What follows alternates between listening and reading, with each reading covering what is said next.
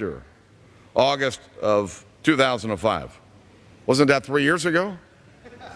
I'm just trying to understand what the gentleman has in his amendment. Then we get to page 36, high-efficiency gas turbine research, development, and demonstrations. Now,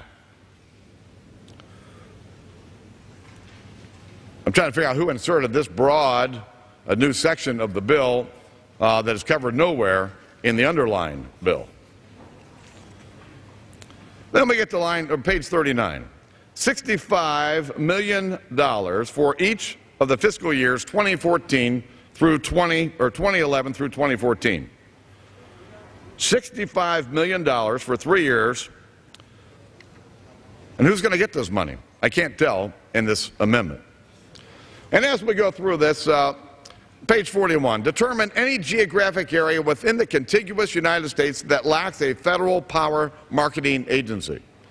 Because, you know, we can't move power around the country without a federal power marketing agency. We do it today, but now we have to have a new government agency to do this.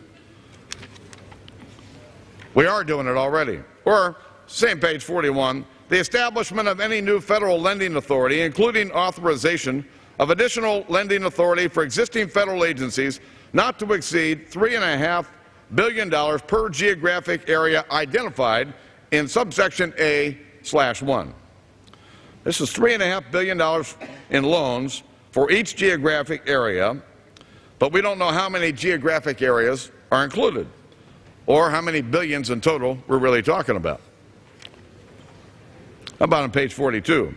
Any source of funds, including federal funds, provided through the Robert T. Stafford Disaster Relief and Emergency Assistance Act shall qualify as the building's owner's 50% contribution. Now, let me make sure I get this straight. So now you can use federal money for non-federal matching requirements. How much is all of this going to cost? Or on page 45. Remember now, this is the amendment. This is not the bill. This is the amendment filed at 3:09 a.m. Page 45. This section shall apply only to construction beginning after the date of enactment of this bill. For those of you who don't know it, all California housing standards are now going to be imposed on every American community. You don't have the right to have your own building standards in your community or in your state. Hell no, the federal government's going to tell you what they are. And guess what? We all get to have California standards. Who's going to pay the price for those new homes? How are we going to do affordable housing when we're pushing up the cost of houses? And while I'm at it, we have to have an energy rating for every home in America. In this bill, we require every home to have an energy rating. And if you go to sell your house, guess what?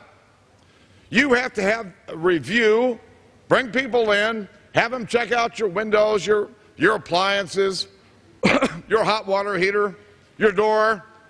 Make sure that your house is energy efficient. And guess what if it isn't? You've got to bring it up to standards before you can sell it. Now, what kind of bizarre notion is that? Well, we get to page 47.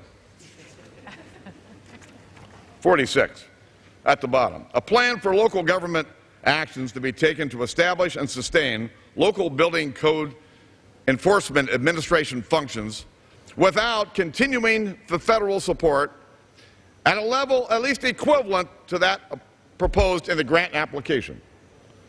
You all get that? It doesn't explain it, but here's what it is. Federal government's going to mandate all of these new standards on every house built in America. It's going to cost your local building department all kinds of money to enforce this and to revise their code. And when the money runs out, we're going to allow them to apply for a grant to the United States government. I'm sure my constituents would love that. Page 48. Each building code enforcement department receiving a grant under subsection A shall impanel a code administration and enforcement team consisting of at least one full-time building code enforcement officer, a city planner, and a health planner or similar officer. Now, I got some big towns in my district, Hamilton, Middletown, Westchester, they can probably afford this. New enforcement. But I can take you to Chickasaw, Mercer County in my district. They don't have one full-time person that works for the village, all right, not one. Look at the mandate on every city, village in America right here in this bill. So that we're not only going to tell you what the codes are going to be, but we're going to tell you how many people you need to hire to enforce this in this section of this code. See, I actually did take time, most of today, trying to understand what was in here. How about page 53? Solar energy systems building permit requirements for receipt of community development block grants. So, what are we doing here to amend the community block grant program? We're going to impose global warming requirements on all the cities who get CBDG monies from us. That's what it appears to say to me. Or on page 54. Any metropolitan city or urban county during such fiscal year, the cost of any permit or license for construction or installation of any solar energy system for any structure that is required by the metropolitan city or urban county or by any other political subdivision of such city, county complies with paragraph 2. So now we're going to tell them what to charge for their building permits as well in every city in America. Oh, then we get to page 56. The Secretary of Energy shall issue regulations to prohibit any private covenant, contract provision, lease provision, homeowners association rule, or bylaw. Oh, let me read this again. The Secretary of Energy here in Washington, D.C. shall issue regulations to prohibit any private covenant, contract provision, lease provision, homeowners association rule, or bylaw. Just for those of you that didn't think there might not be a lot of government bureaucracy in this bill. And then we get to page 63. The amount necessary to change consumer behavior to purchase water-efficient products and services. So now,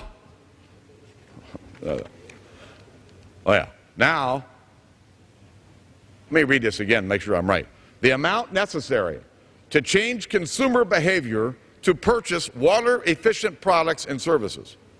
So we're going to provide the American people with money in order to change their behavior so they'll buy goods and services that they don't want to buy.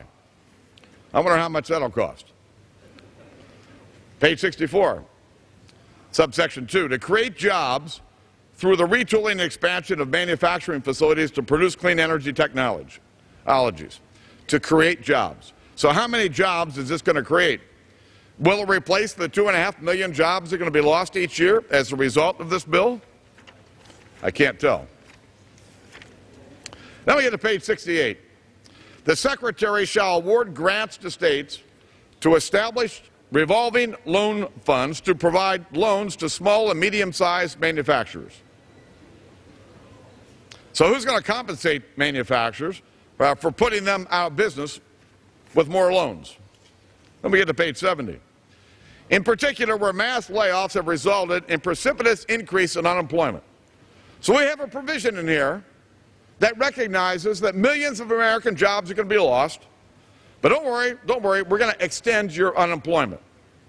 Most of my constituents who are unemployed don't want more unemployment, they want a job. And this is going to kill them.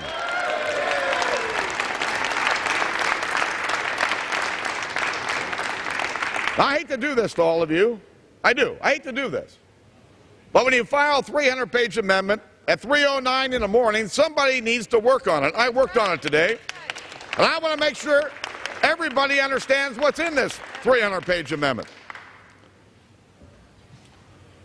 Page 76.